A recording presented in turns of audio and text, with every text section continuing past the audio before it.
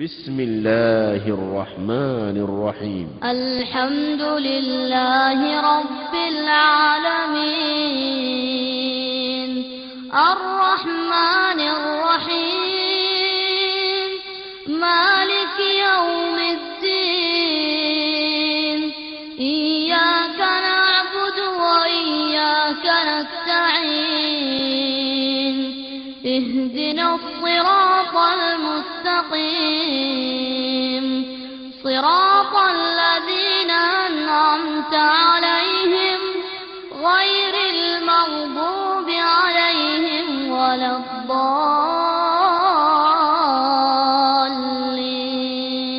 بسم الله الرحمن الرحيم عما يتساءلون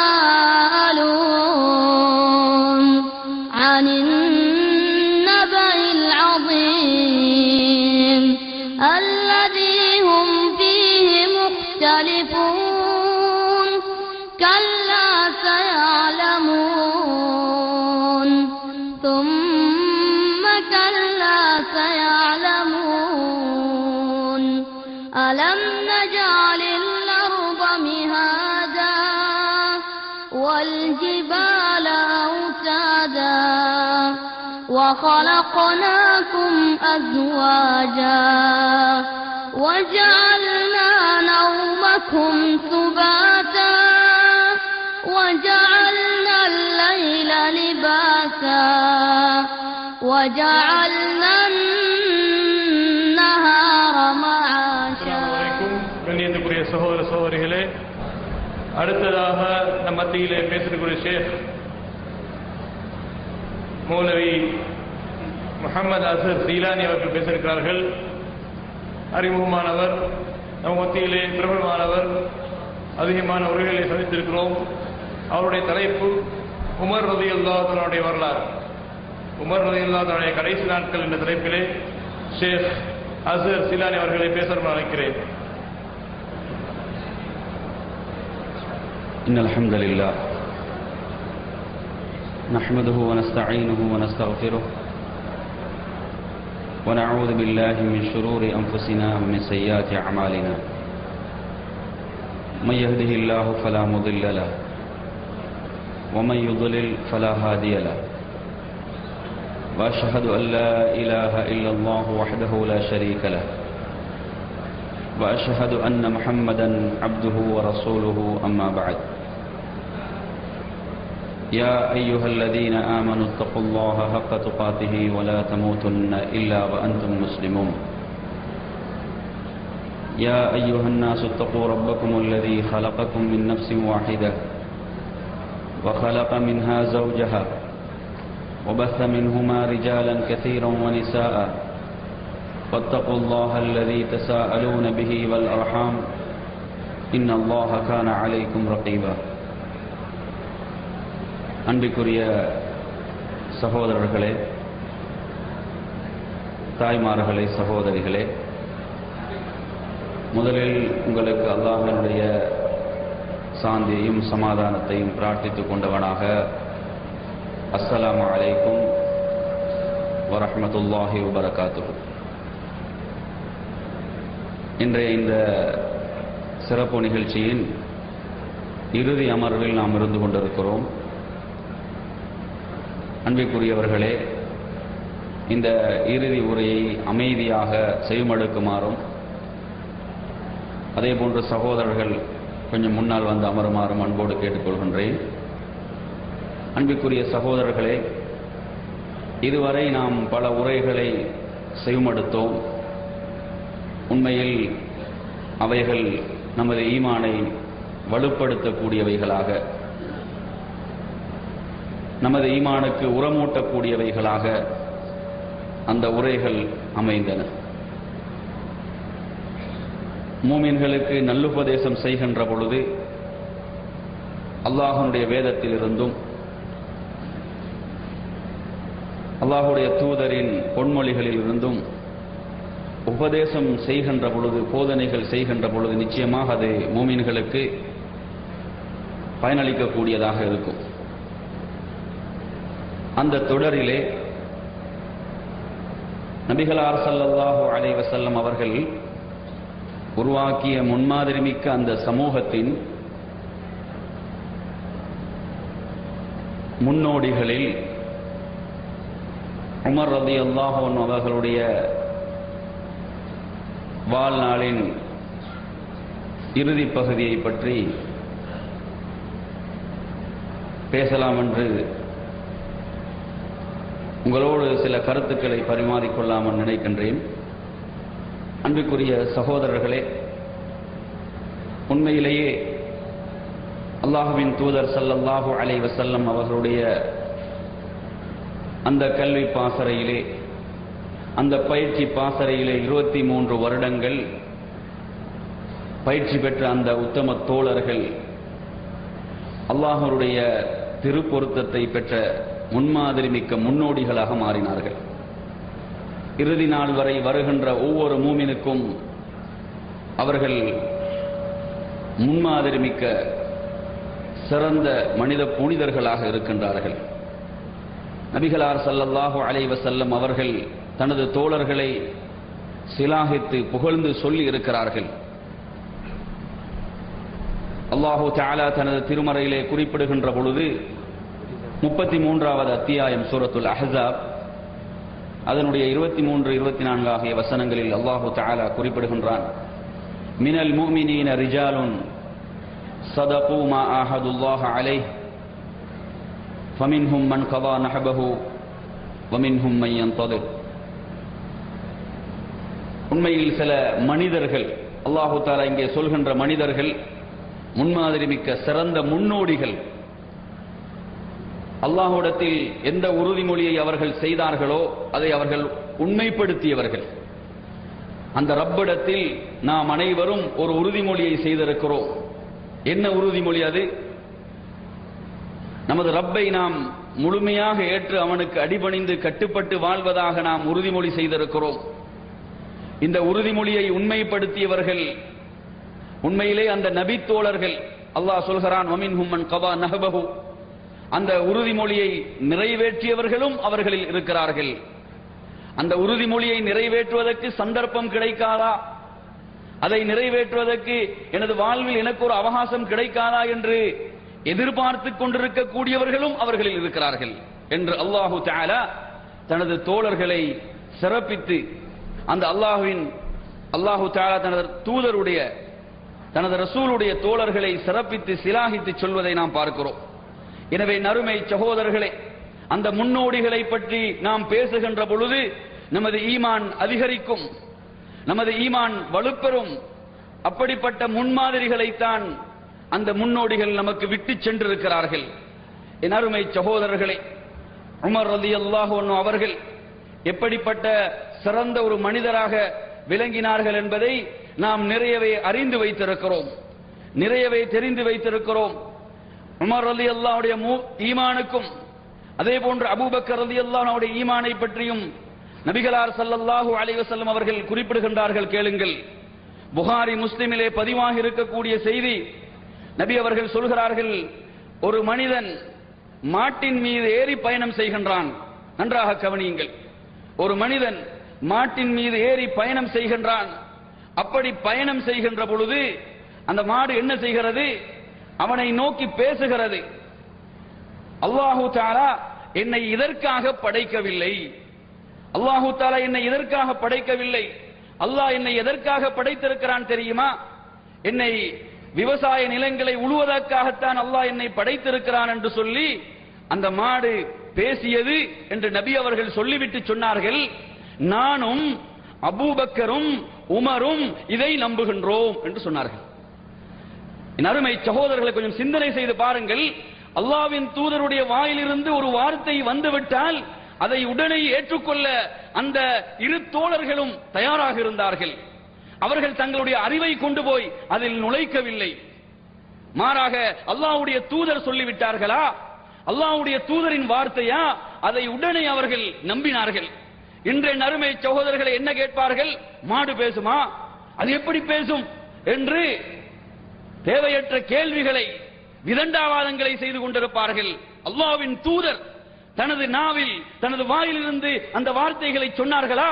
அதை உடனே ஏற்றுக்கொள்ள அந்த முன்னோடிகள், ஈமானுடைய முன்னோடிகளாக, முன்மாதிரிகளாக அந்த இருவரும் தயாராக இருந்தார்கள் என்பதை அல்லாஹ்வின் தூதருடைய இந்த கூற்றிலிருந்து நாம் விளங்குகிறோம். அதே போன்று பாருங்கள், நபி அவர்கள் தொடர்ந்து சொல்கின்றார்கள், ஒரு இடையன் தனது ஆடுகளை மேய்த்துக் கொண்டிருக்கிறான். அப்படி மேய்த்துக் கொண்டிருக்கின்ற பொழுது ஒரு ஓனாய் என்ன செய்கின்றது? அதில் ஒரு ஆட்டை கவ்விக்கொண்டு செல்கிறது. அந்த ஆட்டிடையன் அந்த ஓனாயின் பின்னால் ஓடுகின்றான், விரட்டுகின்றான், தனது ஆட்டை காத்துக் கொள்வதற்காக. அந்த நேரத்தில் அந்த ஓனாய் அந்த இடையனை பார்த்து எப்படி பேசுகிறது? கொடிய விலங்குகள் ஆதிக்கம் செலுத்தக்கூடிய அந்த உலக முடிவு நாளில் இதை பாதுகாப்பது யார்? என்னை தவிர இதற்கு மேய்ப்பாளர்கள் வேறு யாரும் இல்லை என்று அந்த ஓனாய் அந்த இடையனை பார்த்து பேசியது என்று நபி அவர்கள் சொல்லிவிட்டு சொன்னார்கள், ஆமன்து பிஹி அன வ அபூபக்கர் வ உமர், நானும் அபூபக்கரும் உமரும் இதை நம்பினோம். என் அருமை சகோதரர்களே, அபூ சலமா ரலியல்லாஹு அன்ஹு அவர்கள் சொல்கிறார்கள், வமா ஹுமா யௌமைதின் ஃபில் கௌம், அன்றைய அவையிலே அங்கு அபூபக்கர் இருக்கவில்லை ரலியல்லாஹு அன்ஹு, அங்கு உமர் ரலியல்லாஹு அன்ஹு அவர்கள் இருக்கவில்லை. ஆனால் அல்லாஹ்வின் தூதர் சொல்லிவிட்டார்களா? அவர்கள் எங்கு இருந்தாலும் அந்த வார்த்தைகள் அவர்களது காதுகளுக்கு எட்டும் பொழுது அதை உடனே அவர்கள் நம்பிவிடுவார்கள். எனவே நறுமை சகோதரர்களே, இப்படிப்பட்ட ஈமானுக்கு சொந்தக்காரர்களாக இருக்கக்கூடிய அந்த இருவரும் இந்த உம்மத்தின் மிகப்பெரிய முன்னோடிகள், மிகப்பெரிய முன்மாதிரிகள். அவைகளை நாம் கற்றுக்கொள்ள வேண்டும். அவர்களுடைய வாழ்க்கை வரலாறுகளை நாம் விளங்க வேண்டும். என் அருமை சகோதரர்களே, அது மாத்திரம் அல்லாமல் உமர் ரலியல்லாஹு அன்ஹு அவர்களுடைய வாழ்நாளின் பிந்திய பகுதியை பற்றி நாம் பேசுவதற்கு முன்னால் அல்லாஹ்வின் தூதர் ஸல்லல்லாஹு அலைஹி வஸல்லம் அவர்கள் செய்த, தனது வாழ்நாளில் செய்த சில முன்னறிப்புகளை உங்களுக்கு நினைவு கூற வேண்டும். புகாரியுடைய ஹதீஸ், அனஸ் இப்னு மாலிக் ரலியல்லாஹு அன்ஹு அவர்கள் ரிவாயத் செய்கின்றார்கள், ஒரு முறை அல்லாஹ்வின் தூதர் ஸல்லல்லாஹு அலைஹி வஸல்லம் அவர்கள் உஹது மலையின் மீது இருக்கின்றார்கள். அங்கு அபூபக்கர் ரலியல்லாஹு அன்ஹு அவர்கள் இருக்கின்றார்கள், அங்கு உமர் ரலியல்லாஹு அன்ஹு அவர்கள் இருக்கின்றார்கள், அங்கு உஸ்மான் ரலியல்லாஹு அன்ஹு அவர்கள் இருக்கின்றார்கள். அப்படி இருக்கக்கூடிய நேரத்தில் அந்த மலை குலுங்க ஆரம்பிக்கின்றது. அந்த மலை குலுங்க ஆரம்பிக்கின்றது.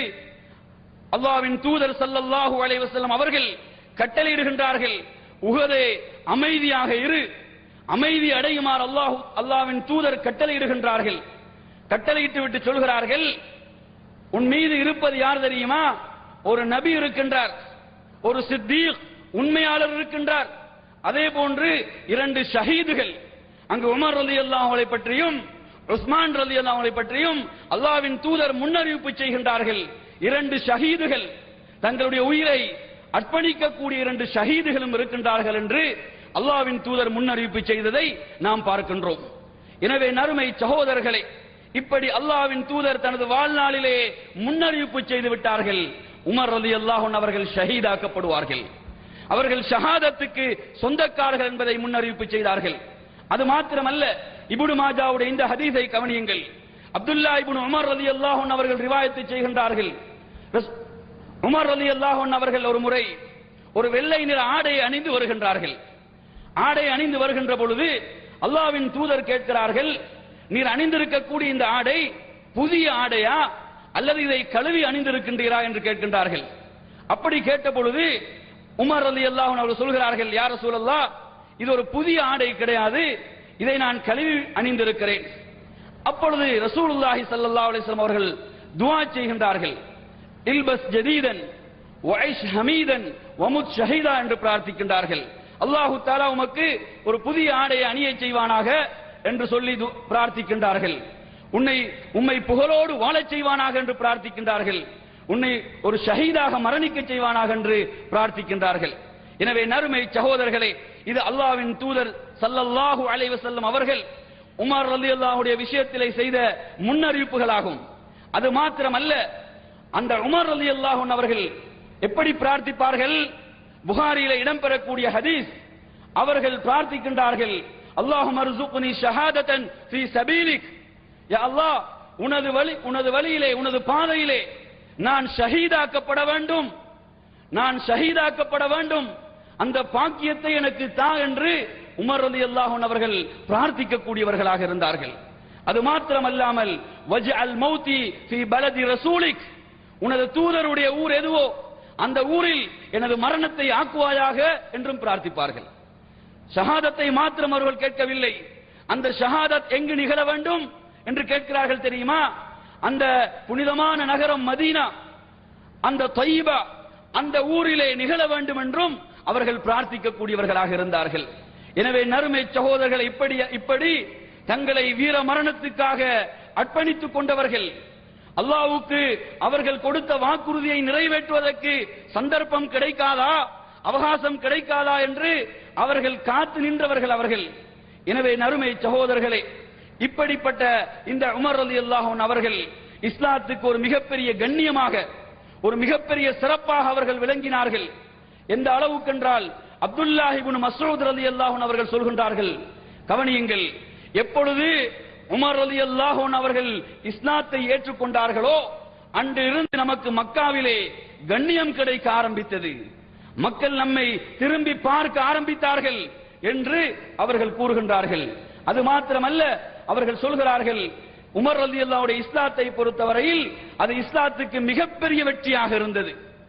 அதே போன்று வகானத் ஹிஜ்ரத்துஹு, அவர்களுடைய ஹிஜ்ரத்தின் பயணத்தை பொறுத்தவரையில் அது இஸ்லாத்துக்கு மிகப்பெரிய உதவியாக இருந்தது.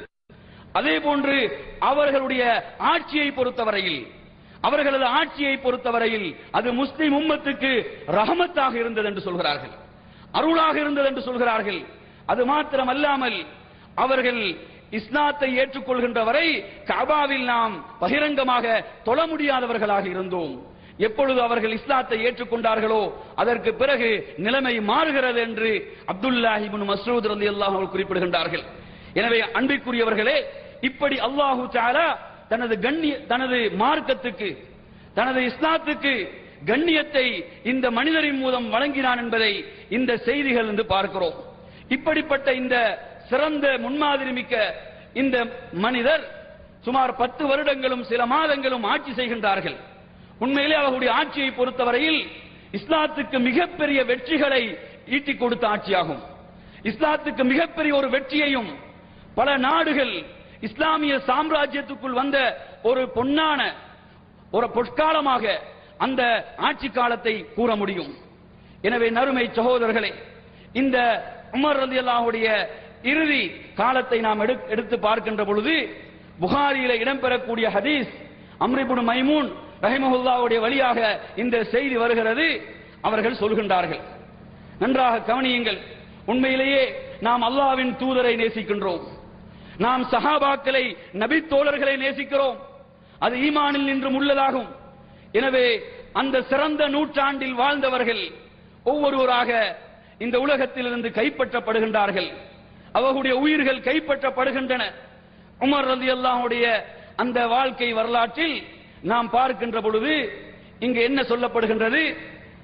அம்ர் இப்னு மைமூன் ரஹிமஹுல்லாஹ் அவர்கள் சொல்கின்றார்கள், உமர் ரலியல்லாஹு அன்ஹு அவர்கள் கொலை செய்யப்படுவதற்கு சில நாட்களுக்கு முன்னால் அவரை நான் பார்க்கிறேன். அவர்கள் யாரோடு இருக்கின்றார்கள்? ஹுதைஃபத் இப்னுல் யமானி ரலியல்லாஹு அன்ஹு அவர்கள், அதே போன்று உஸ்மான் இப்னு ஹுனைஃப், இந்த ரலியல்லாஹு அன்ஹு 2 நபி தோழர்களோடும் அவர்கள் பேசிக் கொண்டிருக்கிறார்கள். யார்? அமீருல் முஃமினீன், அன்றைய இஸ்லாமிய சாம்ராஜ்யத்தின் ஆட்சியாளர், அன்றைய இஸ்லாமிய சாம்ராஜ்யத்தின் தலைவர். என் அருமை சகோதரர்களே, அந்த 2 தோழர்களோடு பேசிக் கொண்டிருக்கிறார்கள். என்ன பேசிக் கொண்டிருக்கிறார்கள்? அவர்கள் கேட்கிறார்கள், நீங்கள் சவாதுல் இராக் அந்த பகுதி மக்கள் அவர்களுடைய விஷயத்திலே நீங்கள் கடுமையாக நடந்து கொண்டீர்களா? அவர்களுக்கு சுமக்க முடியாத ஒரு வரியை நீங்கள் அவர்கள் மீது சுமத்தி விட்டீர்களா என்று கேட்கிறார்கள். அதற்கு பிறகு அவர்கள் அந்த இருவரும் சொல்கிறார்கள், அமீருல் முஃமினீன் அவர்களே, மூமின்களின் தலைவரே, நாங்கள் நிச்சயமாக அவர்களுக்கு சுமக்க முடியாத ஒரு வரியை நாம் அவர்களுக்கு ஏற்படுத்தவில்லை, அப்படி ஒன்றை நாம் செய்யவில்லை. அதற்கு பிறகு திரும்ப உமர் ரலியல்லாஹு அன்ஹு அவர்கள் கொஞ்சம் நன்றாக சிந்தித்து பாருங்கள், அப்படி நீங்கள் சுமத்தினீர்களா? திரும்ப நினைவூட்டுகிறார்கள். என் அருமை சகோதரர்களே, அந்த நேரத்தில் அந்த 2 நபித்தோழர்களும் சொல்கிறார்கள், இல்லை இல்லை அமீருல் முஃமினீன் அவர்களே, நாம் அப்படி ஒரு அவர்களால் சுமக்க முடியாத ஒரு வரியை நாம் அவர்கள் மீது சுமத்தவில்லை. என் அருமை சகோதரர், கொஞ்சம் சிந்தனை செய்து பாருங்கள். ஒரு ஆட்சி தலைவர், அவர் தனது குடிமக்கள் எந்த ஒரு சிரமமும் இல்லாமல் அவர்களுக்கு சுமக்க முடியாத ஒரு வரியை சுமத்திவிடக் கூடாது, அவர்களை நெருக்கடிகளுக்குள் ஆக்கக்கூடாது என்ற விடயத்தில் எந்த அளவு கவனமாக இருக்கின்றார்கள் என்று பாருங்கள். அது மாத்திரம் அல்லாமல் என் அருமை சகோதரர்களை, அவர்கள் உமர் ரலியல்லாஹு அன்ஹுடைய வாயிலிருந்து வரக்கூடிய அடுத்த வார்த்தை என்ன தெரியுமா? அல்லாஹு தஆலா என்னை உயிரோடு விட்டு வைத்தால், சொல்கிறார்கள், அல்லாஹ் என்னை உயிரோடு விட்டு வைத்தால் ஈராக் பகுதியிலே உள்ள, ஈராக் தேசத்திலே உள்ள அந்த பகுதியிலே வாழக்கூடிய விதவைகளை நான் வேறு யாரிடமும் கையேந்தாத அளவுக்கு அவர்களை தன்னிறை உடையவர்களாக ஆக்குவேன் என்று சொல்கிறார்கள். இந்த வார்த்தைகளையும் சொல்கிறார்கள். ஒரு ஆட்சியாளருடைய முன்மாதிரியை பாருங்கள். நபிகளார் ஸல்லல்லாஹு அலைஹி வஸல்லம் அவர்கள் உருவாக்கிய அந்த முன்மாதிரி மிக்க மனிதர்களின் அவர்களுடைய சிறப்பான ஆட்சியை பாருங்கள். அவர்கள் சொல்கிறார்கள், விதவைகளுடைய விஷயத்தில், அதாவது எந்த அளவுக்கு இஸ்லாம் உரிமைகளை வழங்கி இருக்கிறது என்பதற்கு இவைகள் மிகப்பெரிய சான்றாக இருந்து கொண்டிருக்கிறது. இஸ்லாம் பெண்களுடைய உரிமைகளை பறிக்கின்றது, இஸ்லாம் பெண்களுக்கு கொடுமைப்படுத்துகிறது என்று எந்த அடிப்படையும் இல்லாமல் குற்றச்சாட்டுகளை முன்வைக்கக்கூடியவர்கள் இதை கவனிக்க வேண்டும். விதவைகள் விஷயத்திலே எப்படி உமர் ரலியல்லாஹு அன்ஹு அவர்கள் இஸ்லாத்தினுடைய இரண்டாவது கலீஃபா நடந்து கொண்டார்கள் என்பதற்கு இது மிகப்பெரிய ஆதாரமாக இருக்கிறது. என் அருமை சகோதரர்களே, இப்படி இவர்கள் பேசி 4 நாட்கள் தான் சென்றிருக்கும், 4 நாட்கள் தான் கடந்திருக்கும். அந்த நேரத்திலே ஒரு நாள் காலையிலே இந்த ஹதீஸை ரிவாயத் செய்யக்கூடிய அம்ர் இப்னு மைமூன் அவர்கள் சொல்கிறார்கள், ஒரு நாள் ஃபஜ்ருடைய தொழுகையிலே நான் இருக்கின்றேன், எனக்கும் அமீருல் முஃமினீன் உமர் ரலியல்லாஹு அன்ஹு அவர்களுக்கு மத்தியிலே அப்துல்லாஹ் இப்னு அப்பாஸ் ரலியல்லாஹு அன்ஹு அவர்கள் மாத்திரம்தான் இருக்கின்றார்கள். அப்படி இருக்கின்ற பொழுது உமர் ரலியல்லாஹு அன்ஹு அவர்கள் தொழுகைக்காக சஃப்புகளை சீர்படுத்திக் கொண்டிருக்கிறார்கள். அவர்கள் சஃப்புகளுக்கு மத்தியிலே செல்கின்ற பொழுது அந்த சஃப்புகளை சீர்படுத்துவார்கள், சீராக ஆக்குவார்கள். எந்த அளவுக்கு என்று சொன்னால், சஃப்புகள் சீராகாத வரை அவர்கள் தக்பீர் சொல்ல மாட்டார்கள். கொஞ்சம் சிந்தனை செய்து பாருங்கள். இன்று சஃப்புகளை சீர் செய்வதெல்லாம் சாதாரண விஷயம். மார்க்கத்தில் எவ்வளவு விஷயங்கள் சர்வசாதாரணமாக மாறிவிட்டன. அதெல்லாம் சிறிய விடயங்கள், அவைகளை கவனிக்க வேண்டியதில்லை என்று பல விடயங்களை நாம் அலட்சியப்படுத்திக் கொண்டிருக்கிறோம். அல்லாஹ்வின் தூதர் எந்த அளவுக்கு சஃப்புகளை சீர்படுத்துவதற்கு முக்கியத்துவம் கொடுத்தார்களோ, நீங்கள் சஃப்புகளில் ஒன்றாக இருக்க வேண்டும், நீங்கள் உங்களுடைய பாதங்களையும் தோள்களையும் சேர்த்து வைத்துக் கொள்ள வேண்டும், நீங்கள் பிரிந்துவிடக் கூடாது, அதனூடாக உள்ளங்களுக்கு மத்தியில் பிரிவு ஏற்படும் என்றெல்லாம் அல்லாஹ்வின் தூதர் போதனை செய்தார்கள். அந்த போதனைகள் இன்று எந்த அளவு அவைகளுக்கு உயிர் வடிவம் கொடுக்கப்பட்டுக் கொண்டிருக்கிற சகோதரர்களை கொஞ்சம் சிந்தனை செய்து பாருங்கள். ஆனால் உமர் ரலியல்லாஹு அன்ஹு அவர்கள், அல்லாஹ்வின் தூதரிடத்திலே கல்வி பயின்ற பயிற்சி பெற்ற உமர் ரலியல்லாஹு அன்ஹு அவர்கள், அந்த ஆட்சியாளர், அவர் பெரும் சாம்ராஜ்யத்தின் ஆட்சியாளராக இருந்தாலும் அல்லாஹ்வின் தூதர் கற்றுத்தந்த சுன்னாவா, அதை அலட்சியப்படுத்த மாட்டார்கள், அதை உரிய முறையிலே நிறைவேற்றக்கூடியவர்களாக இருந்தார்கள். என் அருமை சகோதரர்களே, அப்படி சஃப்புகளை சீர்படுத்துகின்றார்கள். சீர்படுத்திவிட்டு அவர்கள் தக்பீர் சொல்கின்றார்கள். அவர்களுடைய வளமையாக அவர்களுடைய ஃபஜ்ருடைய தொழுகையில் சில நேரங்களில் அவர் சூரத்து யூசுஃபை ஓதுவார்கள், அல்லது சூரத்து நஹல் என்ற அத்தியாயத்தை ஓதுவார்கள். முதல் ரக்காத்தில் மக்கள் வந்து சேர்ந்து விட வேண்டும் என்பதற்காக இப்படி செய்யக்கூடியவர்களாக இருந்தார்கள். ஆனால் அன்றைய நாள் அவர்கள் தக்பீர் சொல்கின்றார்கள். அல்லாஹு அக்பர் என்ற சப்தம் நமக்கு கேட்கின்றது. அதற்கு பிறகு அமீருல் முஃமினீனுடைய வாயிலிருந்து வந்த வார்த்தைகள் என்ன தெரியுமா? அவர்களுடைய வாயிலிருந்து வந்த வார்த்தைகள், என்னை ஒரு நாய் கொன்று விட்டது அல்லது என்னை தின்று விட்டது என்ற வார்த்தைகள் தான் வந்தன. உமர் ரலியல்லாஹு அன்ஹு அவர்கள் அங்கு அவர்கள் குத்தப்பட்டிருந்தார்கள். அவர்கள் அங்கு என்ன செய்யப்பட்டார்கள்? அங்கு அவர்கள் காயத்துக்குட்பட்டு அவர்கள் குத்தப்பட்ட நிலையிலே அங்கு இந்த வார்த்தைகளை சொல்கிறார்கள். என் அருமை சகோதரர்களே, இந்த நேரத்திலே உமர் ரலியல்லாஹு அன்ஹு அவர்கள் மிகவும் வேதனையுற்றவர்களாக, அவர்கள் தொழுகையை தொடர்ந்து செய்ய முடியாத அளவுக்கு மாறுகின்றார்கள். உமர் ரலியல்லாஹு அன்ஹு அவர்களை குத்தியவனோ என்ன செய்கின்றான்? மஸ்ஜிதுடைய வலப்புறமாக இடப்புறமாக எல்லாம் அவன் ஓட ஆரம்பித்து சுமார் 13 பேர்களை அவன் குத்தி விடுகின்றான். 13 பேர்கள் குத்தப்படுகின்றார்கள். அதிலே 7 பேர்கள் ஷஹீதாக்கப்படுகின்றார்கள். அதிலே 7 பேர்கள் ஷஹீதாகின்றார்கள். என் அருமை சகோதரர்களே, இந்த நேரத்திலே ஒருவர் என்ன செய்கின்றார்? தான் அணிந்திருந்த அந்த மேல் அங்கியை வீசுகின்றார். அது அவன் மேல் போய் விழுகின்றது. அந்த கத்தியிலே அது மாட்டுகின்றது. அவன் பயந்தவனாக தனது உயிரை அவன் மாய்த்துக் கொள்கிறான். என் அருமை சகோதரர்களே, பள்ளியிலே மஸ்ஜிதிலுடைய மூலைகளில் இருந்தவர்கள் தொழுகையினுடைய சப்தம் கேட்கவில்லை. அமீருல் மூமினுடைய சப்தம் தாழ்ந்து விட்டது. மக்கள் எல்லாம் சுபஹானல்லாஹ் சுபஹானல்லாஹ் என்று சொல்ல ஆரம்பிக்கிறார்கள். அந்த நேரத்திலே உமர் ரலியல்லாஹு அன்ஹு அவர்கள் அப்துர் ரஹ்மான் இப்னு அவுஃப் ரலியல்லாஹுடைய கையை பிடித்தவர்களாக தொழுவதற்கு முயற்சி செய்கின்றார்கள். ஆனால் அவர்களால் தொழுகையை தொடர முடியவில்லை. தொழுகையை தொடர முடியாத நிலை. அப்துர் ரஹ்மான் இப்னு அவுஃப் ரலியல்லாஹு அன்ஹு அவர்கள் என்ன செய்கின்றார்கள்? 2 சிறிய சூறாக்களை ஓதியவர்களாக அவர்கள் இமாமத் செய்து தொழுகையை நிறைவு செய்கின்றார்கள். என் அருமை சகோதரர்களே, உமர் ரலியல்லாஹு அன்ஹு அவர்கள் மயக்கம் முற்று விடுகின்றார்கள், மூர்ச்சியாகி விடுகின்றார்கள். மயக்கம் தெளிகின்றது. தெளிந்தவுடன் அவர்கள் கேட்கிறார்கள், ஒரு ரிவாயத்திலே வருகின்றது, மக்கள் தொழுது விட்டார்களா, மக்கள் தொழுகையை நிறைவேற்றி விட்டார்களா என்ற வார்த்தை தான் அவர்களுடைய நாவிலிருந்து வெளியே வருகிறது. என் அருமை சகோதரர்களே, கொஞ்சம் சிந்தனை செய்து பாருங்கள். அல்லாஹ்வின் தூதர் ஸல்லல்லாஹு அலைஹி வஸல்லம் அவர்கள் என்ன பயிற்சியை அந்த மக்களுக்கு கொடுத்தார்களோ அந்த பயிற்சியை அப்படியே செயல்படுத்தக்கூடியவர்களாக அல்லாஹ்வின் தூதர் மரண படுக்கையில் இருக்கிறார்கள். அந்த நேரத்தில் நபி அவர்கள் ஆயிஷா ரலியல்லாஹு அன்ஹா அவர்களை பார்த்து கேட்கிறார்கள், அஸல்லன் நாஸ், மனிதர்கள் தொழுது விட்டார்களா ஆயிஷா என்று கேட்கிறார்கள். இல்லை யா ரசூலல்லாஹ், உங்களை எதிர்பார்த்த வண்ணம் இருக்கின்றார்கள். நாம் பார்க்கின்றோமா இல்லையா புகாரியுடைய ரிவாயத்தில்? இங்கு உமர் ரலியல்லாஹு அன்ஹு அவர்கள் தெளிவு அடைந்தவுடன், அவர்கள் தெளிவு பெற்றவுடன், மயக்கத்திலிருந்து தெளிவுற்றவுடன் உடனே கேட்கக்கூடிய கேள்வி, மக்கள் தொழுது விட்டார்களா, மக்கள் தொழுகை நிறைவேற்றி விட்டார்கள். உமர் ரலியல்லாஹு அன்ஹு அவர்கள் தொழுகையுடைய நேரம் முடிவதற்கு முன்னால் அந்த தொழுகையை நிறைவேற்றுகிறார்கள். என் அருமை சகோதரர்களே, அந்த நேரத்திலும் அந்த மரண படுக்கையிலும் மிகப்பெரிய காயங்களுக்கு உட்பட்டிருக்கக்கூடிய அந்த நேரத்திலும் அல்லாஹ்வுடைய கட்டளையா அதை அலட்சியப்படுத்தக் கூடாது. அந்த கட்டளைக்கு முக்கியத்துவம் கொடுத்தார்கள். அல்லாஹ்வுடைய கட்டளையை உயிரை விட மேலாக மதித்தார்கள். அதை உடனே நிறைவேற்றக்கூடியவர்களாக மாறினார்கள். இன்று கொஞ்சம் சிந்தனை செய்து பாருங்கள், நம்மிலே இருக்கக்கூடிய தொழுகையாளிகளுடைய நிலை என்ன? தொழுகையை சர்வசாதாரணமாக அலட்சியப்படுத்தக்கூடிய நிலைகளை பார்க்கிறோம். தொழுகைக்கு எந்த முக்கியத்துவம் கொடுக்காமல் உட்கார்ந்து அலட்சியமாக பேசிக் கொண்டிருக்கக்கூடிய காட்சிகளை பார்க்கிறோம். அவனுக்கு முன்னால் ஒருவர் இருக்கிறான், அவனை விட அல்லாஹ்வுடைய கட்டளை அவனுக்கு பெரிதாக தெரியவில்லை, அல்லாஹ்வுடைய அழைப்பு அவனுக்கு பெரிதாக தெரியவில்லை. இந்த நிலையை நாம் பார்க்கின்றோமா இல்லையா? ஆனால் நபி தோழர்கள், அந்த முன்னோடிகள், அந்த முன்மாதிரிகள், அவர்கள் குற்றுயிராக இருக்கின்ற நேரத்திலும் அல்லாஹ்வுடைய கட்டளை தொழுகையா, அதை அலட்சியப்படுத்தக் கூடாது என்று உறுதியோடு இருந்த காட்சியை நாம் பார்க்கிறோம். என் அருமை சகோதரர்களே, அடுத்ததாக உமர் ரலியல்லாஹு அன்ஹுடைய அமீருல் மூமினுடைய கேள்வி என்ன?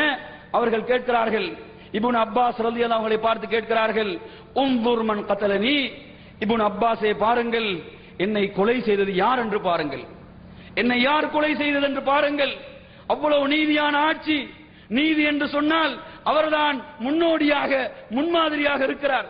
அப்படி நீதியான ஆட்சியை மேற்கொண்ட அந்த தலைவர் கேட்கிறார், என்னை கொலை செய்தது யார் என்று பாருங்கள் என்று சொன்ன பொழுது அப்துல்லாஹ் இப்னு அப்பாஸ் ரலியல்லாஹு அன்ஹு அவர்கள் மஸ்ஜிது நபவியை சுற்றி வருகிறார்கள்.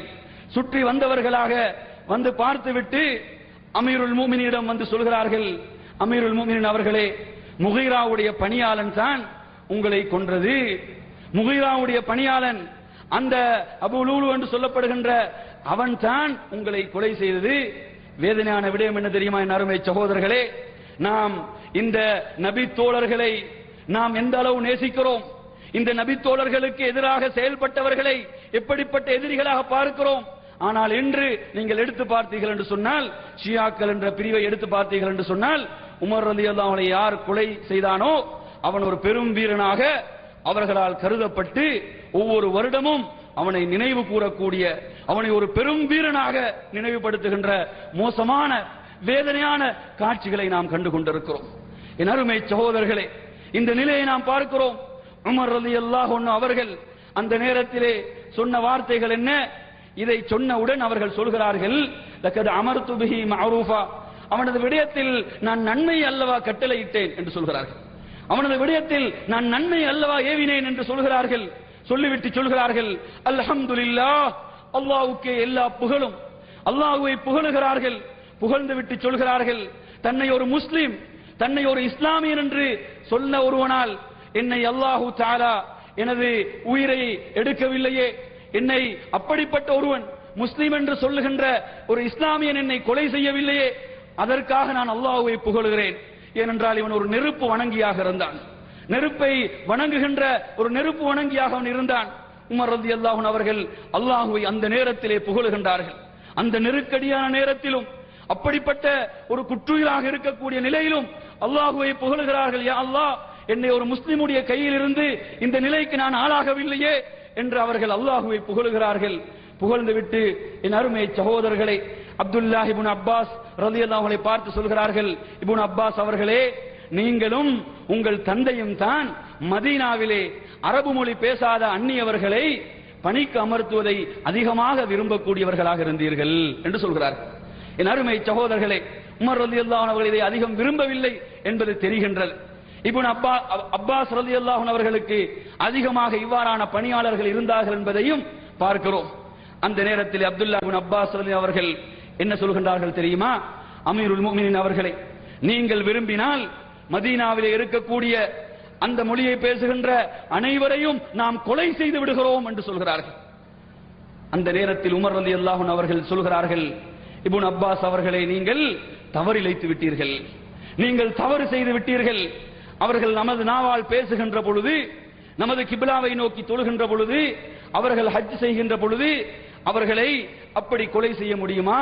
கொஞ்சம் சிந்தனை செய்து பாருங்கள். ஒரு ஆட்சியாளர் மிகப்பெரிய ஒரு இக்கட்டான நிலையிலே குற்றுயிராக இருக்கிறார், ஒரு கூட்டத்தால் பாதிக்கப்பட்டிருக்கிறார். சராசரியான ஒரு தலைவர் என்றால் என்ன சொல்லுவார்? அந்த கூட்டத்தை அழித்து விடுங்கள், அந்த கூட்டத்தை இல்லாமலாக்கி விடுங்கள், அந்த ஜாதியை ஒழித்து விடுங்கள் என்று சொல்வார்கள். ஆனால் உமர் ரலியல்லாஹு அன்ஹு அவர்கள் அல்லாஹ்வுக்கும் அல்லாஹ்வுடைய ரசூலுக்கும் கட்டுப்படுகிறார்கள். அவர்கள் அதற்கு அங்கு அனுமதி கொடுக்கவில்லை என்பதை பார்க்கிறோம். என் அருமை சகோதரர்களே, அதற்கு பிறகு உமர் ரலியல்லாஹு அன்ஹு அவர்கள் தங்களுடைய வீட்டுக்கு சுமந்து செல்லப்படுகின்றார்கள். அவர்களை சஹாபாக்கள் சுமந்து செல்கிறார்கள். என் அருமை சகோதரர்களே, சஹாபாக்கள் தங்களுடைய மனோநிலையை சொல்கிறார்கள். وَكَأَنَّ النَّاسَ لَن تُصِبْهُمْ مُصِيبَةٌ قَبْلَ يَوْمَئِذٍ. அதற்கு முன்னால் மதீனாவில் அப்படியான ஒரு துன்பகரமான நிலை இருக்கவில்லை, அப்படி ஒரு நிலை ஏற்படவில்லை என்ற நிலையில் தான் அன்று மதீனா கவலையிலே ஆழ்ந்திருந்தது என்று சொல்கிறார்கள். மதீனா அதற்கு முன்னால் அப்படி ஒரு துன்பத்தை சந்திக்கவில்லை, மதீனா அப்படியான ஒரு கஷ்டத்தை நெருக்கடியை சந்திக்கவில்லை. அந்த அளவுக்கு மக்கள் எல்லாம் துன்பத்திலும் கஷ்டத்திலும் நெருக்கடியிலும் இருந்து கொண்டிருந்தார்கள். என் அருமை சகோதரர்களே, அனஸ் ரலியல்லாஹு அன்ஹு அவர்கள் சொல்கிறார்கள், அல்லாஹ்வின் தூதர் மதீனாவுக்கு ஹிஜ்ரத் செய்து வந்தார்கள். அப்படி வந்த பொழுது மதீனா அன்று பிரகாசித்தது போன்று எனது வாழ்க்கையில் நான் பார்க்கவே இல்லை என்று சொல்கிறார்கள். அதே அனஸ் ரலியல்லாஹு அன்ஹு சொல்கிறார்கள், அல்லாஹ்வின் தூதர் எப்பொழுது இந்த உலகத்தை விட்டு பிரிந்தார்களோ அன்று மதீனா இருளில் ஆழ்ந்தது போன்று வேறு எப்பொழுதும் இருளில் ஆழவே இல்லை என்று சொல்கிறார்கள்.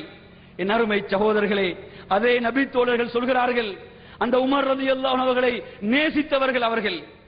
அனஸ் ரலியல்லாஹு அன்ஹு அவர்கள் ஒரு முறை சொல்கிறார்கள், நபிகளார் ஸல்லல்லாஹு அலைஹி வஸல்லம் அவரிடம் ஒரு மனிதர் வந்து கேட்கிறார், மறுமை எப்பொழுது நிகழும் என்று கேட்கிறார். அப்படி கேட்ட பொழுது நபி அவர்கள் கேட்கிறார்கள், மறுமை எப்பொழுது நிகழும் என்று கேட்கிறாய் அப்பா, மறுமைக்காக நீ எதை தயார்படுத்தி வைத்திருக்கிறாய்?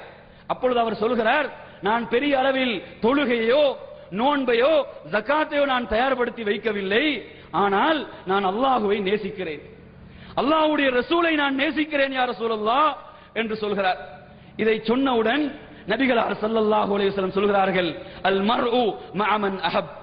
ஒரு மனிதர் யாரை நேசிக்கின்றாரோ அவரோடுதான் நாளை மறுமையிலே இருப்பார், அவரோடுதான் இருப்பார் என்று சொன்னவுடன் அனஸ் ரலியல்லாஹு அன்ஹு சொல்கிறார்கள், நமது வாழ்நாளில் இந்த வார்த்தைகளை போன்று வேறு எந்த வார்த்தைகளும் மகிழ்ச்சியை ஏற்படுத்தவில்லை என்று சொல்லிவிட்டு சொல்கிறார்கள், நான் அல்லாஹ்வின் தூதரை நேசிக்கிறேன், நான் அபூபக்கர் ரலியல்லாஹு அன்ஹு அவர்களை நேசிக்கின்றேன், நான் உமர் ரலியல்லாஹு அன்ஹு அவர்களை நேசிக்கின்றேன் என்று அந்த நபி தோழர் சொல்கிறார்.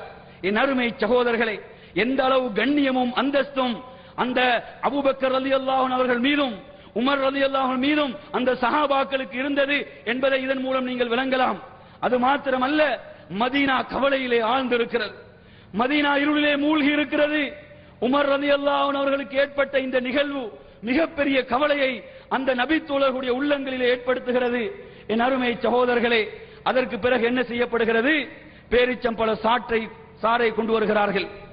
உமர் ரலியல்லாஹு அன்ஹு அவர்களுக்கு அது குடிக்க கொடுக்கப்படுகின்றது. அவர்கள் குடிக்கின்றார்கள், அதை அருந்துகின்றார்கள். ஆனால் அந்த குத்தப்பட்ட அந்த காயத்தின் ஆழத்தின் காரணத்தால் அதிலிருந்து அவைகள் வெளியேறுகின்றன. அவர்களுக்கு பிரித்தறிய முடியவில்லை, இது உமர் ரலியல்லாஹு அன்ஹுடைய இரத்தமா அல்லது பேரிச்சப்பழ சாரா என்பதை அவர்களால் பிரித்தறிய முடியவில்லை. அதற்கு பிறகு பால் கொண்டு வரப்படுகிறது. பாலை உமர் ரலியல்லாஹு அன்ஹு அவர்களுக்கு கொடுக்கப்படுகிறது. அதை அருந்துகிறார்கள், அதுவும் அவ்வாறே வெளியேறுகின்றது. அந்த நேரத்திலே சஹாபாக்கள் முடிவு செய்கிறார்கள், அறிந்து கொள்கிறார்கள், உமர் ரலியல்லாஹு அன்ஹு அவருடைய மரண வேளை நெருங்கிவிட்டது, அவர்கள் மரணிக்க போகின்றார்கள் என்பதை அவர்கள் அறிந்து கொள்கிறார்கள். அந்த நேரத்திலே மக்கள் சாரி சாரியாக வர ஆரம்பிக்கிறார்கள். மாபெரும் சாம்ராஜ்யத்துடைய தலைவர் குற்றுயிராக கிடக்கின்றார். மக்களுக்கு 10 வருட காலம் நன்மையை செய்தவர்கள், நீதியை நிலைநாட்டியவர்கள், ஒரு மிகச்சிறந்த முன்மாதிரி மிக்க ஆட்சியை உலக வரலாற்றிலே செய்து காட்டியவர். அந்த தலைவரை பார்ப்பதற்காக மக்கள் அணி அணியாக வந்து கொண்டிருக்கிறார்கள். மக்கள் அவர்களுடைய நற்காரியங்களை, அந்த நல்லாட்சியை புகழ்ந்த வண்ணம் இருக்கிறார்கள், புகழ்ந்து பேசுகிறார்கள். அந்த நேரத்திலே ஒரு இளைஞன் வருகிறான். ரஜுலுன் ஷாப், ஒரு மதீனாவை சேர்ந்த ஒரு அன்சாரிய இளைஞன் வருகிறான். வந்து என்ன சொல்கிறான்? அபுஷிர் யா அமீருல் முஃமினீன், அமீருல் முஃமினீன் அவர்களே, நீங்கள் நன்மாராயம் பெறுங்கள், நீங்கள் நன்மாராயத்தை பெற்றுக் கொள்ளுங்கள். அல்லாஹு தஆலா உங்களுக்கு வழங்கிய தோழமை இருக்கிறது, அது அல்லாஹ்வின் தூதருடனான தோழமையாகும். அது எவ்வளவு சிறந்த தோழமை, அது எவ்வளவு சிறந்த நட்பு, அதை விட ஒரு சிறந்த நட்பு இந்த உலகத்தில் இருக்க முடியுமா? அப்படிப்பட்ட ஒரு தோழமையையும் நட்பையும் அல்லாஹு தஆலா உங்களுக்கு வழங்கினான். அதே போன்று உங்களுக்கு அல்லாஹு தஆலா இஸ்லாத்திலே மிகப்பெரிய கண்ணியத்தையும் அந்தஸ்தையும் வழங்கினான். இதை நீங்கள் அறிந்து வைத்திருக்கிறீர்கள். அதே போன்று உங்களுக்கு அல்லாஹ் ஆட்சியை வழங்கினான். அந்த ஆட்சியின் மூலம் நீங்கள் மக்களுக்கு நீதி செலுத்தக்கூடியவர்களாக இருந்தீர்கள். அது மாத்திரமா, உங்களுக்கு ஷஹாதா என்ற அந்த உயரிய அந்தஸ்தை, அந்த தியாகத்தை உங்களுக்கு வழங்கினான் என்று சொல்லி, இப்படி அவர்கள் நன்மாராயம் பெறுமாறு அந்த இளைஞன் கூறுகிறான். என் அருமை சகோதரர்கள், நன்றாக கவனியுங்கள். இந்த வார்த்தைகளை கேட்டவுடன் உமர் ரலியல்லாஹு அன்ஹு அவர்கள் மெய் மறந்து, அவர்கள் அதிலே தங்களை மறந்து அப்படி மெய் சிலிர்த்து போய்விட்டார்களா? அப்படி இல்லை சகோதரர்களே. உமர் ரலியல்லாஹு அன்ஹு அவர்கள் என்ன தெரியுமா சொல்கிறார்கள்? நீர் சொல்லக்கூடிய இந்த விடயங்கள் எல்லாம் உண்மைதான், ஆனாலும் அவர்கள் சொல்கிறார்கள், இது எனக்கு சாதகமாக இல்லாவிட்டாலும் பாதகமாக ஆகிவிடக் கூடாது என்று நான் ஆதரவு வைக்கிறேன். எவ்வளவு பெரிய உயர்வு சொல்லப்படுகிறது. அந்த உயர்வுகளை எல்லாம் காதில் வாங்கிய அமீருல் முஃமினீன் சொல்கிறார், இவைகள் எல்லாம் எனக்கு சாதகமாக இல்லை என்றாலும் பாதகமாக ஆகிவிடக் கூடாது. இன்னும் சொல்கிறார்கள், இவைகள் எனக்கு சாதகமாக இருக்கவும் கூடாது, பாதகமாக இருக்கவும் கூடாது, சரிசமமாக இருந்தால் போதும், சரிசமமாக இருந்தால் மாத்திரம் போதும் என்று அவர்கள் சொல்கிறார்கள். கொஞ்சம் சிந்தனை செய்து பாருங்கள் அருமை சகோதரர்களே. எப்படிப்பட்ட உயர்ந்த பதவிகளுக்கு, அந்தஸ்துகளுக்கு சொந்தக்காரர்களாக இருந்த அந்த உமர் ரலியல்லாஹு அன்ஹு அவர்கள் தங்களை பற்றி எப்படியெல்லாம் பயந்தார்கள், எப்படியெல்லாம் அஞ்சினார்கள். நாம் நம்மை பற்றிய எந்த அச்சமும் பயமும் இல்லாமல் வாழ்ந்து கொண்டிருக்கிறோம். நமக்குள் நிஃபாக் வருகிறதா, நயவஞ்சகம் வருகிறதா, குஃபுர் வருகிறதா, ஷிர்க் வருகிறதா, அந்த பயம் அச்சம் எதுவும் இல்லாமல் நாம் வாழ்ந்து கொண்டிருக்கிறோம். ஆனால் நபி தோழர்கள் எப்படியெல்லாம் பயந்தார்கள், அஞ்சினார்கள் என்பதை நீங்கள் இதிலிருந்து விளங்கலாம். என் அருமையான சகோதரர்களே, அதை சொல்லிவிட்டு அந்த இளைஞன் அங்கிருந்து வெளியேறுகிறான். வெளியேறுகின்ற பொழுது உமர் ரலியல்லாஹு அன்ஹு அவர்கள் சொல்கிறார்கள், ருத்து அலையல் குலாம், அந்த இளைஞனை என்னிடம் மறுபடியும் அழைத்து வாருங்கள், அவனை வருமாறு சொல்லுங்கள் என்று அந்த குற்றுயிராக இருக்கக்கூடிய நேரத்திலும் அவர்கள் கட்டளையிடுகின்றார்கள். கட்டளையிட்டு விட்டு சொல்கிறார்கள், என் அருமை சகோதரர்களே, என்ன வார்த்தைகளை பிரயோகிக்கின்றார்கள் தெரியுமா? இப்னு அஹி என்று சொல்கிறார்கள். ஆட்சியாளர், சாம்ராஜ்யத்தின் ஆட்சியாளர் அந்த இளைஞரை அழைக்கிறார், எனது சகோதரின் மகனே என்று அழைக்கிறார். உமர் ரலியல்லாஹு அன்ஹு அவர்கள் குற்றுயிராக இருக்கக்கூடிய அந்த நேரத்தில் எனது சகோதரின் மகனை என்று சொல்லி அழைத்து விட்டு சொல்கிறார்கள், உமது ஆடையை நீர் உயர்த்திக் கொள்வீராக. கரண்டைக்கு கீழ் ஆடை இருக்கிறது, கரண்டைக்கு கீழ் ஆடை போயிருக்கிறது. உமது கீழ் ஆடையை உயர்த்திக் கொள்வீராக. அது உமது ஆடையை நீண்ட நாட்கள் உமக்கு பயன்படுத்துவதற்கு அது உதவி புரியும். நீண்ட நாட்கள் அதை பயன்படுத்தலாம். அதே போன்று வாத்தகாலி ரப்பிக், உமது ரப்பிடம் அது தக்வாவுடைய ஒரு பயபக்தியுடைய காரியம் என்று சொல்கிறார்கள். நன்றாக கவனியுங்கள். நோன்பு தக்வாவை பயிற்சி என்று சொல்கிறோமா இல்லையா? நோன்பின் மூலம் கிடைக்கக்கூடிய பயிற்சி தக்வா, இறையச்சம், பயபக்தி. இப்படி சொல்கின்ற எத்தனையோ நமது சகோதரர்களுடைய ஆடையுடைய நிலையை எடுத்து பாருங்கள். 99% கரண்டைக்கு கீழ் தான் ஆடைகள் இருக்கின்றன. என் அருமையான சகோதரர்களே, கொஞ்சம் சிந்தனை செய்து பாருங்கள். ஒரு மாபெரும் ஆட்சி தலைவர் குற்றுயிராக இருக்கிறார், தனது உயிர் பிரிய போகிறது என்ற நிலையிலே இருக்கிறார். அந்த நேரத்தில் கூட அல்லாஹ்வின் தூதருடைய சுன்னாவுக்கு மாற்றமாக ஒரு செயலை தனது கண்களால் பார்ப்பதற்கு அவர்கள் விரும்பவில்லை என்றால் அதை உடனே தவறென்று தடுக்கிறார்கள் என்று சொன்னால், இன்று எத்தனையோ சகோதரர்கள் தொழுகையுடைய சஃபிலே இருக்கிறார்கள். ஆனால் அவர்களுடைய ஆடையை பார்க்கிறோம், கரண்டைக்கு கீழ் இருக்கிறது. ஆனால் தக்பீர் நெஞ்சின் மீது வைத்திருக்கிறார். என் அருமை சகோதரர்களை நான் கேட்கிறேன், கொஞ்சம் சிந்தனை செய்து பாருங்கள். உண்மையிலேயே நாம் அல்லாஹுவை பின்பற்றக்கூடியவர்கள், அல்லாஹ்வுடைய ரசூலை பின்பற்றக்கூடியவர்கள், உண்மையிலே நாம் சுன்னாவுக்கு செவிசாய்க்கக்கூடியவர்கள் என்று சொன்னால் முரண்பாடு வர முடியுமா? நாம் தக்பீரை அல்லாஹ்வின் ரசூல் சொன்ன மாதிரி கட்ட தயார், தக்பீரை கட்ட தயார். ஆனால் ஆடை அப்பட்டமாக அங்கு அல்லாஹ்வின் தூதருடைய கட்டளை மீறப்பட்டிருக்கிறதே. என்ன சொல்கிறார்கள்? நாம் பெருமைக்காக அணியவில்லை, விதண்டாவாதம் செய்து கொண்டிருக்கிறார்கள், விதண்டாவாதம் செய்கிறார்கள். நாம் பெருமைக்காக அணியவில்லை. என் அருமை சகோதரர்களே, அல்லாஹ்வின் தூதர் சொன்னார்கள், கரண்டைக்கு கீழ் உள்ள பகுதி நரகத்தில் என்று சொல்லிவிட்டார்கள். அங்கு பெருமையை சொன்னார்கள். அந்த ஹதீஸில் அங்கு பெருமையை சொல்லவில்லை. கரண்டைக்கு கீழ் உள்ள பகுதி நரகத்தில் என்று சொன்னா அவரும் சேர்ந்துதான் போக வேண்டும். அது மட்டுமா போகும்? மொத்தமாக அவரும் சேர்ந்துதான் போக வேண்டியிருக்கும். என் அருமை சகோதரர்களே, பெருமைக்கு சொன்னது அதை விட கூடுதலாக உள்ளது. என்ன சொன்னார்கள்? எவன் பெருமையோடு கர்வத்தோடு அணிகின்றானோ அவனை அல்லாஹ் நாளை மறுமையில் ஏறெடுத்து பார்க்க மாட்டான். கொஞ்சம் சிந்தனை செய்து பாருங்கள். அல்லாஹ் நம்மை பார்க்கவில்லை என்றால், அவனது கருணை கண் கொண்டு நம்மை பார்க்கவில்லை என்றால் நாம் அழிந்து விடுவோம். கொஞ்சம் சிந்தனை செய்து பாருங்கள். அல்லாஹ் நம்மை ஏறெடுத்து பார்க்கவில்லை என்று சொன்னால் நம்மை யார் பார்ப்பது? அன்றைய நாளில் மாலிக் யௌமித்தீன், அந்த இறுதி தீர்ப்பு நாளின் அதிபதியாக இருக்கக்கூடிய அல்லாஹ் நமக்கு அருள் பாலிக்கவில்லை என்றால் வேறு யாருக்கு முடியுமா? வேறு யாருக்கும் அதிகாரம் இருக்கிறதா? லிமனில் முல்கல் யௌம், அல்லாஹ் கேட்கிறான். அந்த நாளில் அதிகாரம் யாருக்குரியது? லில்லாஹில் வாஹிதில் கஹார், அனைத்தையும் அடக்கி ஆளக்கூடிய அல்லாஹ்வுக்கு தான் அன்று அதிகாரம் சொந்தம். அந்த ரப்புல் ஆலமீன் நம்மை கருணை கண் கொண்டு பார்க்கவில்லை என்றால், அவன் நம்மோடு பேசவில்லை என்றால், அவன் நம்மை தூய்மைப்படுத்தவில்லை என்றால், அதை விட ஒரு அழிவு, அதை விட ஒரு சாபம், அதை விட ஒரு இழிவு இருக்க முடியுமா? என் அருமை சகோதரர்களே, ஆடைகளுடைய விஷயத்தில் நாம் அலட்சியமாக இருந்து கொண்டிருக்கிறோம். தொழுகையிலே சப்பிலே இருக்கக்கூடிய பலர் அவருடைய நிலையை பார்க்கிறோம். ஆடை எங்கு இருக்கிறது? உமர் ரலியல்லாஹு அன்ஹு அவர்கள் தனது இறுதி நேரத்தில் கூட இதை கண்டிக்க மறக்கவில்லை என்று சொன்னால் இதை அலட்சியப்படுத்தலாமா? நமது வாழ்வில் இதை அலட்சியப்படுத்தலாமா? என் அருமை சகோதரர்களே, தக்வா, நோன்பின் மூலம் தக்வா போன்றுதான் இந்த ஆடையை நாம் கரண்டைக்கு மேல் உயர்த்துவதன் மூலமும் தக்வா, பயபக்தி, இறையச்சம் கிடைக்கும். யார் சொல்கிறார்கள்? உமர் ரலியல்லாஹு அன்ஹு அவர்கள் அங்கு பதிவு செய்கின்றார்கள். எனவே நறுமை சகோதரர்களே, அதை சொல்லிவிட்டு அவர்கள் அந்த இடத்தில் தனது பொறுப்பை நிறைவேற்றுகிறார்கள்.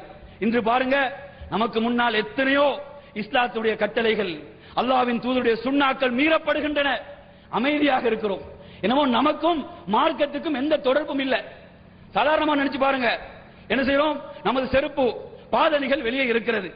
யாராவது ஒருத்தர் எடுத்து போறத பாக்குறீங்க, என்ன செய்வீங்க? உடனே போய் அந்த பாதணிகளை எடுத்து விடுவேன். அது எனக்குரியது, அப்படியா இல்லையா? அது எனக்குரியது உணர்வு வருதா இல்லையா? அந்த உணர்வு மார்க்க விஷயத்தில் இருக்குதா? தீனுடைய விஷயத்தில் இருக்கிறதா? அல்லாஹ்வுடைய கட்டளை மீறப்படுகிறது, தூதருடைய சுன்னா அலட்சியப்படுத்தப்படுகிறது. எந்த உணர்வுமற்ற ஜடங்களாக உட்கார்ந்து கொண்டிருக்கிறோம். சிந்தனை செய்து பாருங்கள். அல்லாஹ்வுடைய மார்க்கத்தை காக்க வேண்டியவர்கள் யார்? அல்லாஹ்வுடைய மார்க்கத்தை காக்க வேண்டிய அந்த மாபெரும் பொறுப்பை அந்த நபி தோழர்கள் நமக்கு விட்டு சென்றார்கள். அடுத்ததாக நறுமை சகோதரர்களே, நிறைய படிப்பினைகள் அவர்களது இறுதி அந்த பகுதியிலே இருக்கிறது. அடுத்ததாக தனது அருமை மகனாரை அழைக்கிறார்கள். அழைத்து கேட்கிறார்கள். எனது அருமை மகனார் அப்துல்லாஹ் இப்னு உமரை அழைக்கிறார்கள். அழைத்து கேட்கிறார்கள், எனது விஷயத்தில் உள்ள கடன்கள், நான் எவ்வளவு கடன்களை கொடுக்க வேண்டி இருக்கிறது என்று கேட்கிறார்கள். அல்லாஹுவை சந்திப்பதற்கு முன்னால், அந்த ரப்பை சந்திப்பதற்கு முன்னால் அங்கு இருக்கக்கூடிய அனைத்து தடைகளையும் அகற்ற வேண்டும். தூய்மையான முறையிலே எனது ரப்பை சந்திக்க வேண்டும். எனது பாவங்கள் அனைத்தும் மன்னிக்கப்பட்ட நிலையிலே எனது ரப்பை சந்திக்க வேண்டும் என்பதற்காக, அதற்காக இருக்கக்கூடிய தடைகளை எல்லாம் அகற்றுகிறார்கள். இன்று கடனோடு இருக்கக்கூடிய பலர் அந்த உணர்வோ பயமோ இல்லாமல் வாழ்ந்து கொண்டிருக்கிறார்கள். அவர்களுடைய என்னது, இந்த உலகத்தில் தப்பினா போதும், கடன்காரன் வாரானா ஒளிகிறது, கடனை பெற்று விடுகிறார்கள், கடனை எடுத்து விடுகிறார்கள். அதை கொடுக்க முடியுமோ இல்லையோ அந்த உணர்வே கிடையாது. சிலர்களை பார்க்கிறோம், இந்த நாட்டிலிருந்து என்ன செய்கிறார்கள், பலரிடம் கடனை வாங்கி போய்விடுகிறார்கள், திரும்பி வருவதில்லை. அருமை சகோதரர்களே, அந்த சஹாபாக்கள் இந்த உலக வாழ்க்கையிலே நாளை மறுமையில் அல்லாஹுவை சந்திப்பதற்கு முன்னால் அங்கு இருக்கக்கூடிய அனைத்து தடைகளையும் அகற்றுகிறார்கள். உமர் ரலியல்லாஹு அன்ஹு கேட்கிறார்கள், என்ன கேட்கிறார்கள், எதுவும் கடன் இருக்கிறதா? அந்த கடனுடைய தொகை அங்கு சொல்லப்படுகின்றது சுமார் 86,000 திர்ஹம் சொல்லப்படுகிறது. நிச்சயமாக உமர் ரலியல்லாஹு அன்ஹு அவர்கள் தனது வாழ்க்கையை மேம்படுத்துவதற்காக எந்த கடனையும் பெற்றவர் அல்ல. அவர் பைத்துல் முகத்தஸுடைய திறவுகோலை கைப்பற்ற செல்கிறார். எளிமையான ஆடைகளோடு தான் செல்கிறார். எளிமையான ஆடையோடு தான் செல்கிறார். ஒரு சில ஆடைகள் தான் அவரிடம் காணப்பட்டன. உண்மையிலே அவர்கள் பெற்ற கடன் எல்லாம் மக்களுக்காக, மக்களின் நன்மைகளுக்காகத்தான் அவர் பெற்றார். அப்படிப்பட்ட ஒரு தலைவர் தனது மகனை பார்த்து சொல்கிறார், எனது இந்த உமர் ரலியல்லாஹு அன்ஹு, உமருடைய குடும்பத்திலிருந்து அவைகளை அடைக்க முடியும் என்றால் அவைகளை அடைத்து விடுவீராக. அல்லது தனது குடும்பத்தை அவர்கள் சொல்கிறார்கள், தனது குடும்பத்தை சொல்கிறார்கள், அல்லது அதி இப்னு கஅப் என்று சொல்லக்கூடிய கூட்டத்தாரிடமிருந்து அதை எடுத்து அடைத்துக் கொள்ளும் என்று சொல்கிறார்கள். அதற்கு முடியவில்லை என்றால் குறைஷிகளிடமிருந்து அதை எடுத்து அடைத்துக் கொள்ளுமாறு சொல்கிறார்கள். என் அருமை சகோதரர்களே, இப்படி சொல்லி இறுதியாக சொல்கிறார்கள், அப்படி எல்லாம் முடியவில்லையா, அதை உனது பொறுப்பிலே விடுகிறேன் என்று தனது அருமை மகனுடைய பொறுப்பிலே விடுகின்றார்கள். அதற்கு அடுத்ததாக முக்கியமான ஒரு விஷயத்தை சொல்கிறார்கள். அதுதான் மூமின்களுடைய தாயாக இருக்கக்கூடிய ஆயிஷா ரலியல்லாஹு அன்ஹாவிடம் நீ செல்ல வேண்டும். சென்று அந்த 2 தோழர்கள், நான் இந்த உலகத்திலே வாழுகின்ற பொழுது எந்த தோழர்களை நான் உண்மையிலே நேசித்தேனோ அந்த தோழர்களோடு நான் அடக்கம் செய்யப்பட வேண்டும். அதற்காக மூமின்களுடைய தாயிடம் போய் அனுமதி கேட்குமாறு சொல்கிறார்கள். தனது அருமை மகனாருக்கு சொல்கிறார்கள், எனது சலாத்தை எத்தி வைப்பீராக.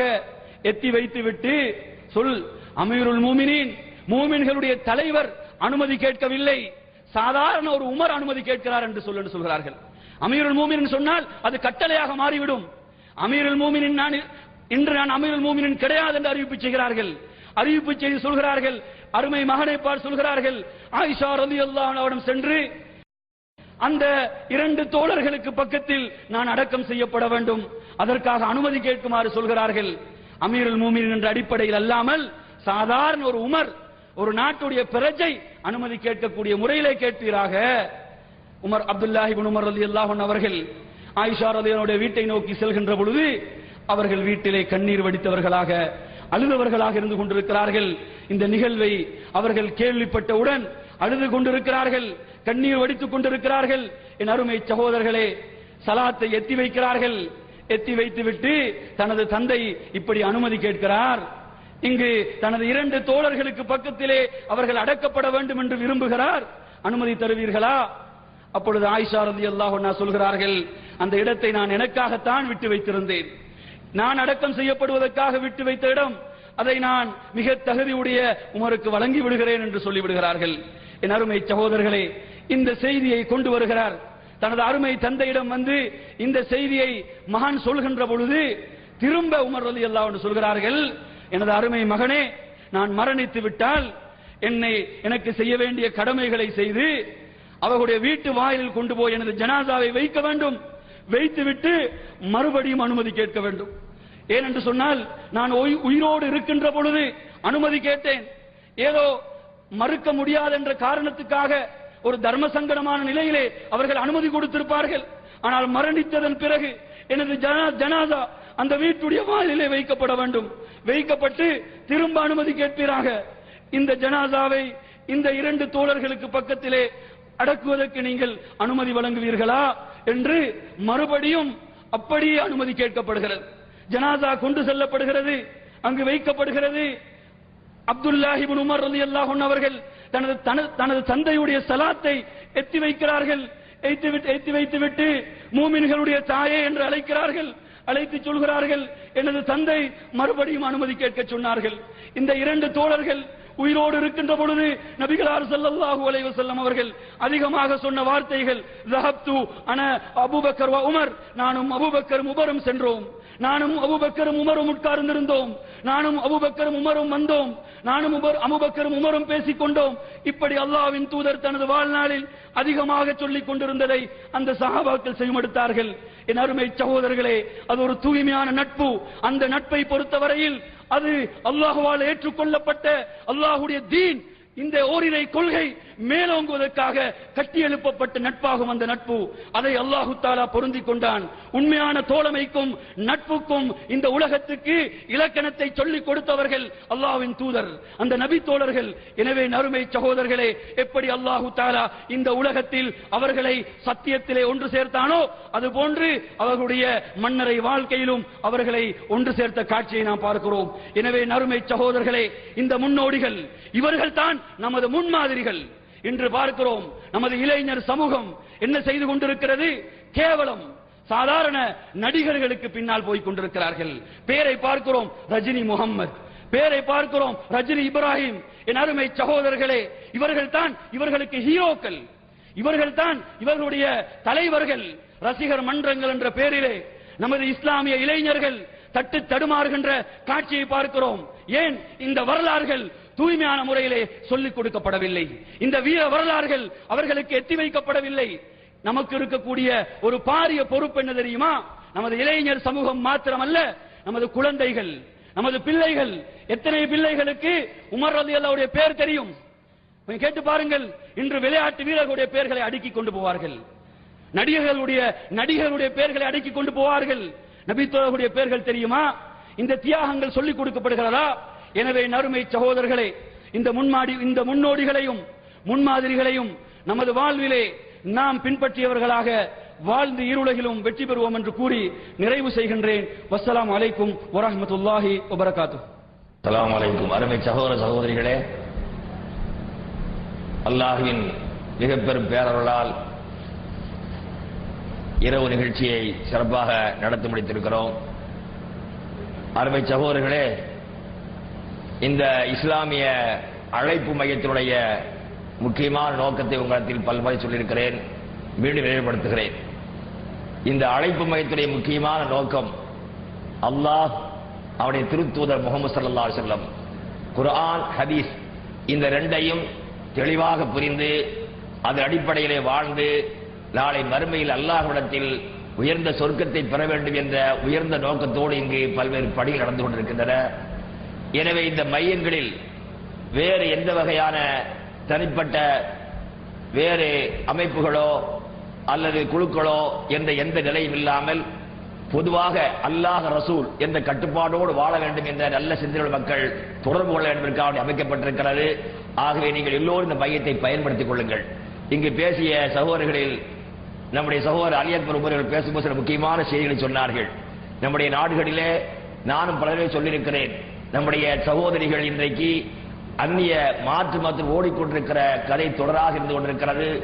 இதுபோன்று பல்வேறு பிரச்சனைக்கு முக்கியமான ஒரே ஒரு காரணம், மாற்று மதத்தவர்கள் திட்டமிட்டு செய்வர்கள் என்று நாம் வருத்தப்படுவதை விட முறையான கொள்கையை, சத்திய கொள்கையை, உண்மையான கொள்கையை, மனிதனை மனிதனாக வாழ வைக்கின்ற அடிப்படையான கொள்கையை, நாளைக்கு மறுமையில் அல்லாஹ்விடத்தில் சொர்க்கத்தை வாங்கி தருகிற கொள்கையை கையில் வைத்துக் கொண்டிருக்கிற நாம் உறங்கிக் கொண்டிருக்கிறோம், செத்த பிணங்களாக இருந்து கொண்டிருக்கிறோம். அவர்கள் எல்லாம் முஸ்லிம்களாக வாழ வைப்பதற்கு அசத்திய கொள்கைக்காரர்கள் செய்கின்ற முயற்சிகளில் 100ல் 1 கூட நாம் செய்வதில்லை. இந்த விஷயத்தில் நாம் இருக்கிற குறையினால் தான் இது போன்ற நிலை நடக்கிறது தவிர அவர்களை குறை சொல்லி பிரச்சனை இல்லை. சகோதரர்களே, கிளந்த 1.5 வருடங்களுக்கு முன்னால் ஒரு செய்தியை சொன்னேன். எனக்கு கிடைத்த ஒரு செய்தி, பாபர் மசூதியை உடைத்தவர் என்று சகோதரர்களில் இந்து மத சகோதரர்கள், அவர்களுக்கு பிறகு உண்மை விளங்கிய பிறகு இஸ்லாத்தை ஏற்றுக்கொண்டு கண்ணீர் வடித்துக் கொண்டு சொன்ன செய்தி, முஸ்லிம்களே, நீங்கள் இந்த இஸ்லாத்தை பற்றி எங்களுக்கு சரியாக சொல்லித் தரவில்லை, சொல்லி தந்திருந்தால் இந்த பள்ளியை உடைக்க நாங்கள் முன் வந்திருக்க மாட்டோம். நீங்கள் சொல்லித்தராத காரணத்தினால் எனக்கு கிடைத்த இஸ்லாம் என்னுடைய தந்தை கிடைக்கவில்லையே, இதற்கு யார் காரணம்? நீங்கள் தான் காரணம் என்று வேதனை சேர்த்து சொன்ன செய்தியை இன்றைக்கு மக்களுக்கு சொன்னோம். அருமை சகோதரர்களே, மாற்றுவ நண்பர்களை குறை கூறிக்கொள்வதில் எந்த பிரயோஜனமும் இல்லை. அவர்கள் திட்டமிட்டுக் கொண்டிருக்கிறார் சொன்னால் நாம் நம்முடைய இஸ்லாமிய உண்மையான கொள்கையை நம்முடைய நடைமுறைகளில், சொற்களில், செயல்களில் செயல்படுத்தினால் அவர்கள் தானாக இஸ்லாத்தை நோக்கி ஓடி தேடி வருவார்கள். அந்த கண்ணியத்தை உண்டாக்குற முயற்சி செய்யுங்கள். கேவலம் கேவலம் கேவலம். இன்றைக்கு செய்தி ஊடகங்கள் மூலமாக முஸ்லீம்கள் சொல்லிக் கொண்டிருக்கிற நம்முடைய சகோதரர்கள் நம்மை நாரடித்துக் கொண்டிருக்கிறார்கள். இந்த அவலநிலையை போக்குவதற்கு நீங்கள் எல்லோரும் மனதில் கவலைப்பட வேண்டும். இயக்கங்கள் பேரால், அமைப்புகள் பேரால் ஏற்பட்ட சாதகபாதங்கள் நன்றாக தெரியும். அதை பற்றி நான் பேச விரும்பவில்லை, விரும்ப மாட்டேன். நீங்கள் எல்லோரும் ஓரணியை திரளுங்கள். என்ன திரளுங்கள்?